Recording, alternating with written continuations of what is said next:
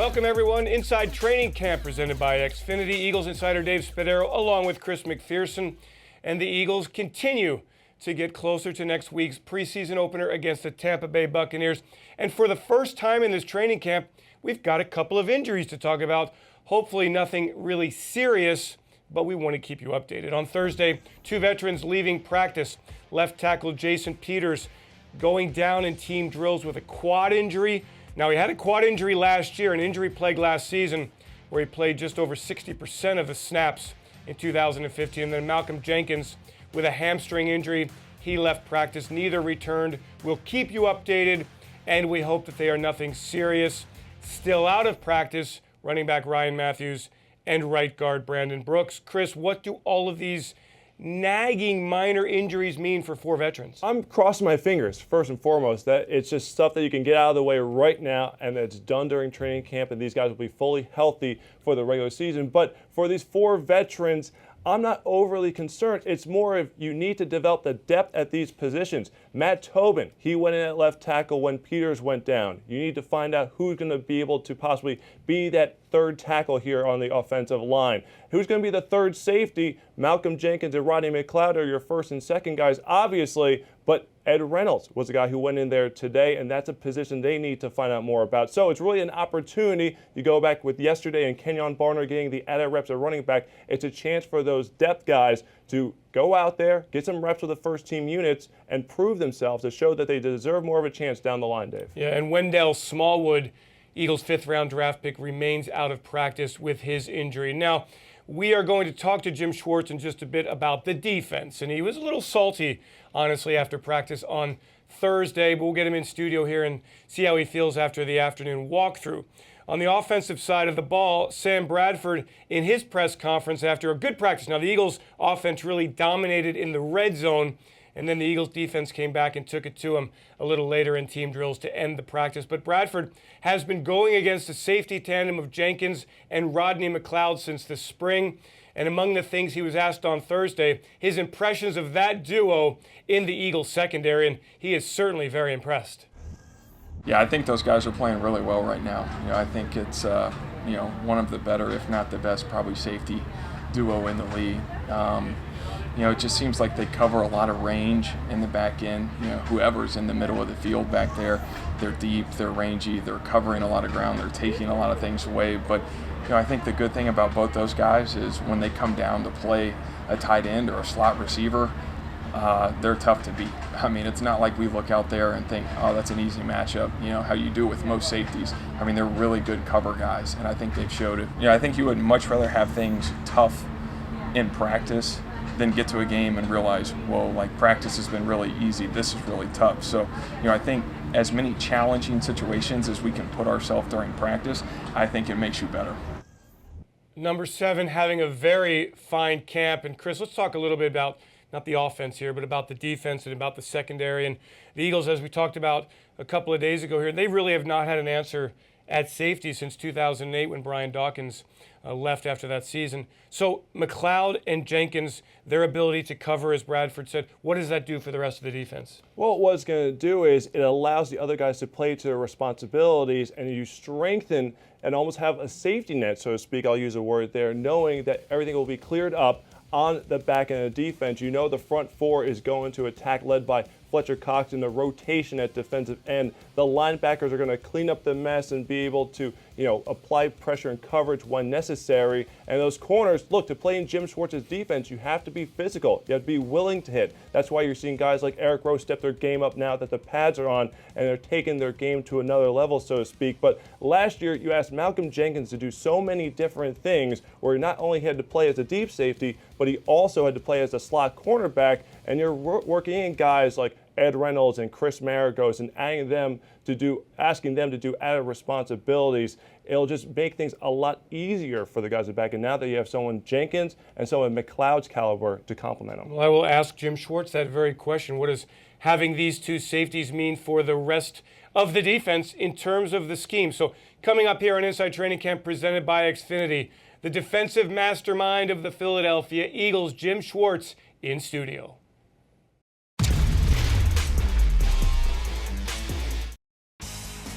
Have you ever pictured yourself with Eagles season tickets? Well, now you can turn that fantasy into reality. Comcast Sportsnet and the Eagles are giving away a pair of tickets for the entire 2016 season. Every week this summer brings you closer to the dream with a new chance to win these seats. It's easy to enter.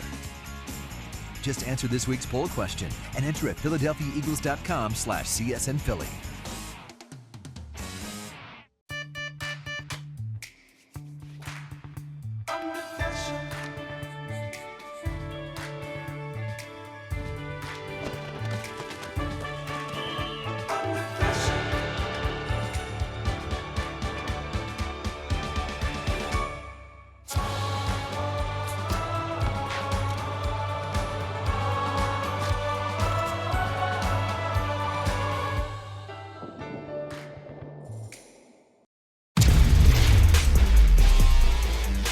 The Schwartz is with us in studio. Welcome, everyone. Defensive coordinator Jim Schwartz in studio. How are you, Coach?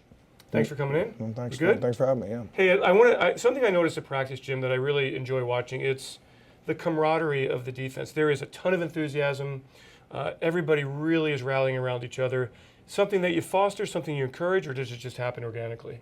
No, I mean, you have to talk about it. I mean, defense is a team game. It's individual effort within a team scheme, and everybody has to rely on the next guy next to them, and they got to be happy for the other guy's success. And for us to be successful, we got to have a lot of guys play a lot of different roles. So we certainly embrace it, and we encourage it. Have you seen the physicalness that you want to see from your defense now that the pads are on and there's been a little bit of hitting? Yeah, I mean, let's not mistake training camp pads for real pads. I mean, because you're still trying to protect each other. Nobody's chopping anybody. Nobody's going low on tackles. Nobody's finishing at the quarterback.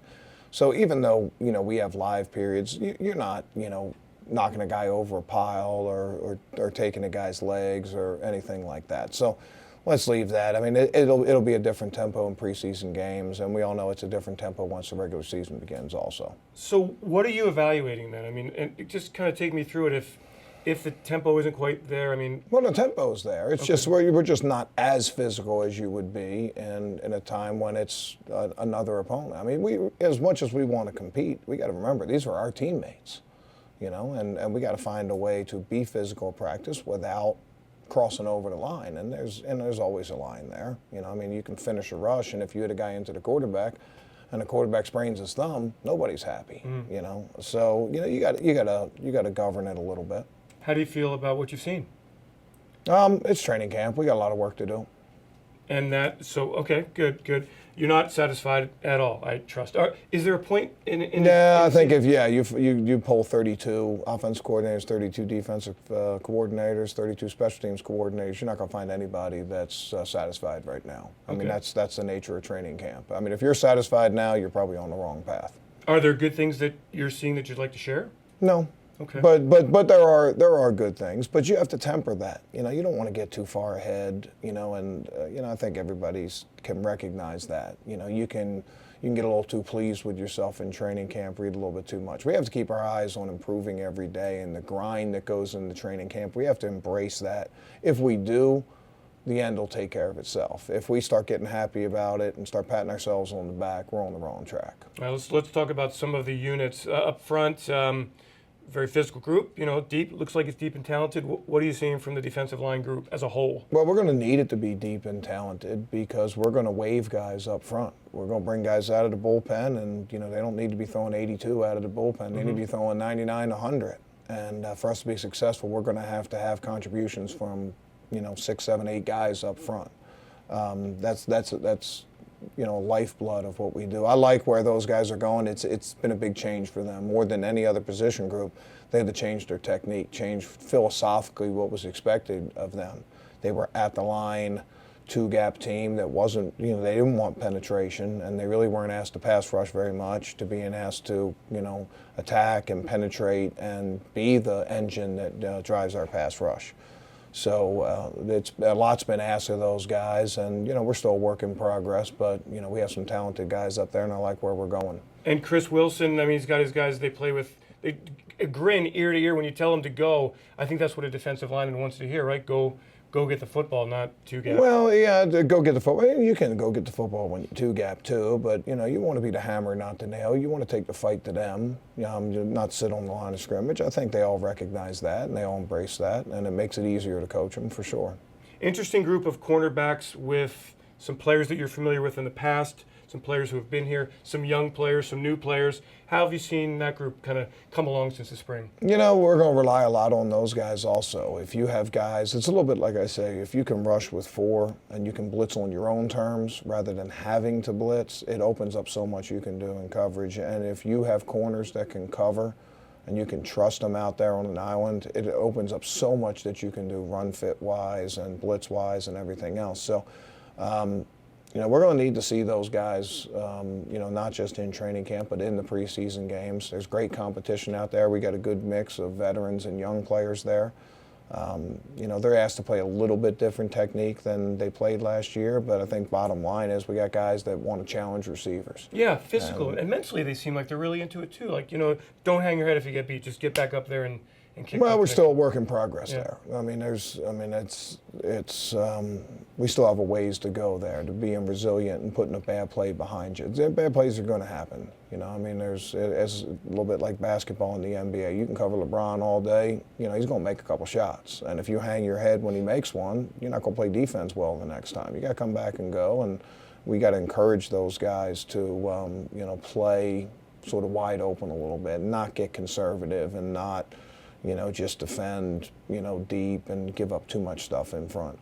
Malcolm and Rodney at safety are getting glowing reports since the time that we acquired them here, and you've spoken highly of them. And I'm wondering, when you have safeties of that caliber, how does that help you just in terms of the other things you can do in coverage? Because Eagles have had a real hard time here with the safety situation since 2008 when Brian Dawkins left. So does it really make a big difference in terms of the flexibility you have or the versatility or the X's and O's that you can throw out there? Yeah, I think versatility and flexibility are good words to use when you talk about those guys. Both of them have played corner in the past. Both of them were corners in college. So when it comes to matching a third wide receiver, you don't have to match with nickel and feel like, or if you don't match with nickel, you don't feel like you're mismatched. One of those guys can go down and cover a third wide receiver. Allows you to do a lot more blitz-wise. Both of those guys are good tacklers. They can play in the box or they can play deep.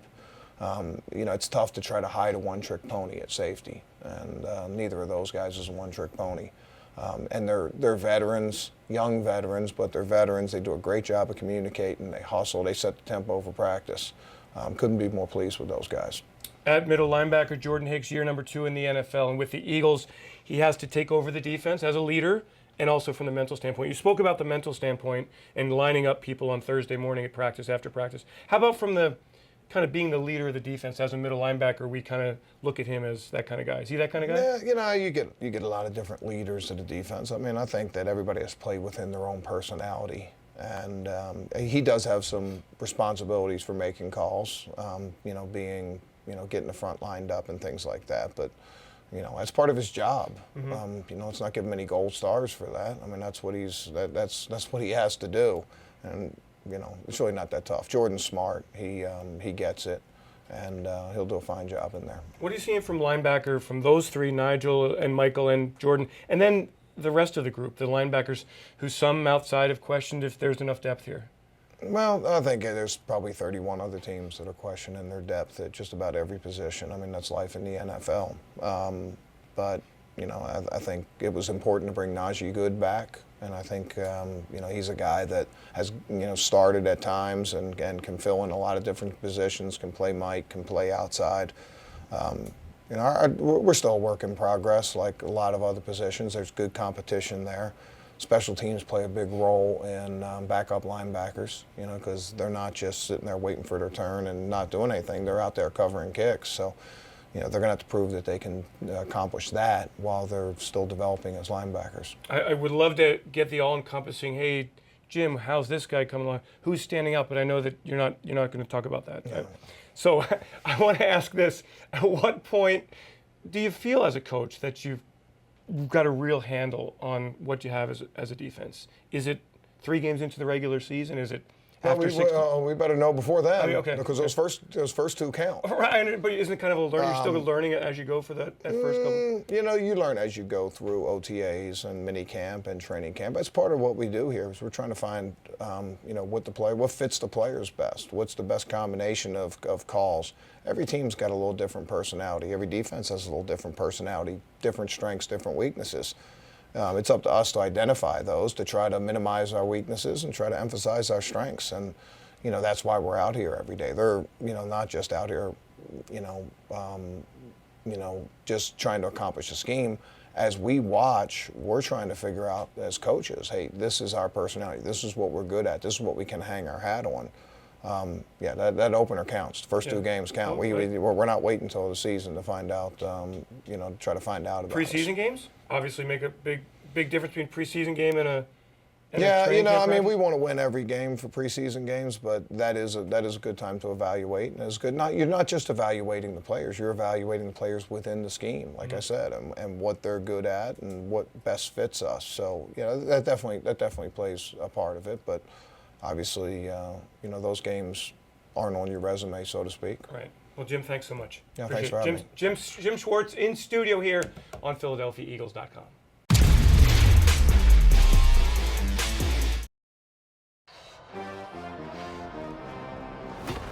You say crazy, I say crafted. You say savage, I say practiced. Crazy, crafted, savage, practiced. Let's run that whole thing back. You say unbelievable, I say achievable. You say incredible, I say inevitable. Unbelievable, achievable, incredible, inevitable. Let's run that whole thing back. Carbs to compete, electrolytes to replenish.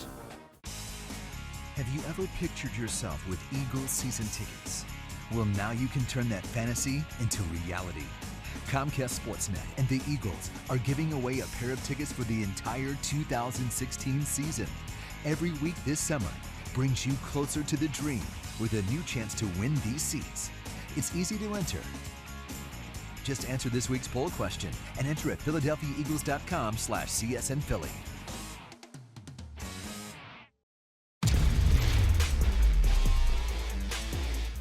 Mix and match any two for just $2.50 on McDonald's McPick 2 menu. Choose from a McDouble, McChicken sandwich, 6-piece chicken McNuggets, or small fries. I'm loving it. We welcome you back. It's Inside Training Camp presented by Xfinity. Dave Spadaro, along with Chris McPherson. We heard from Jim Schwartz, who, let's be honest, is never going to be satisfied with this Eagles defense until we're going down Broad Street or up Broad Street, hoisting the Lombardi Trophy. No question. And I like that attitude. There's no happy times here. It's a grind in training camp. Get better every single day. He represents Philadelphia so well. Yeah. He has the right mentality. He said this is the best place to coach and, more importantly, win. And he's been on the sideline for some interesting games against the Eagles over the years. Snow Bowl, 2013. Sure. So he saw the passion from the fans firsthand there, and now he gets to have that on his back, because everyone knows fans love the defense here in Philadelphia. And he's from Baltimore, so he understands that East Coast thing. And it is all about defense with his football team, and a long way to go for the Eagles D. And we're getting closer and closer to the weekend. Chris, what do we have on PhiladelphiaEagles.com and our digital network tomorrow? So that phenomenal interview you just did with Jim Schwartz, that will be available on demand for everyone out there. Following Friday's practice, Doug Peterson will meet the media. We will carry that live on PhiladelphiaEagles.com as well as the mobile app. Make sure you download it if you haven't already. So that will be available for fans as well. And Dave, how well did you know your roommate? That's a question that we're going to ask two of the Eagles rookies. The rookies, they're sequestered at the team hotel during training camp, a lot of quality time with one another. So two players in rookies, Jalen Mills and Dylan Gordon, look, they have an unfair advantage because they played together at LSU. Right. So we'll ask them certain questions and find out just how well they know one another. And you can find that on our social network, right? No question about it. You can find that right now. And again, we are 1 week away. You can watch Dave on the sidelines during the broadcast, the Eagles Network broadcast of the Eagles and the Buccaneers. Yes. Broadcast on Comcast Sportsnet and Cozy TV next Thursday from Lincoln Financial Field. We thank you for joining us here on Inside Training Camp presented by Xfinity. For Chris McPherson, I'm Dave Spadaro. Thanks for joining us, everyone. Have yourselves a great Eagles Day.